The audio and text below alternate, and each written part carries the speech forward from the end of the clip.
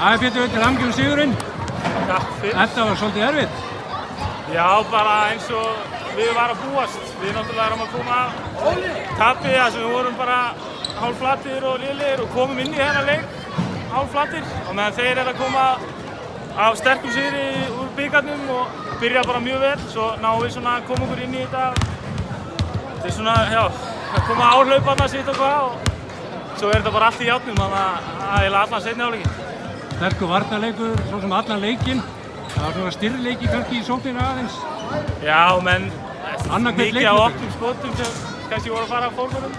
Ég sjálfur hitti mjög illa, en svona er þetta bara. Ég minna bæði lið voru að spila mjög flotta vörn, halfkort og kannski liðin voru ekki alveg að ná að hlaupa á hvort annað nema þegar þeir ná áhlaupinu sínu í öðrum leikum og það er alltaf bara lélegum executum playið með okkur og þeir koma í baki á okkur sem er bara eitthvað sem við þurfum að skoða. Nákvæmlega. Takk fyrir þetta Pétur. Takk vel áfram. Takk.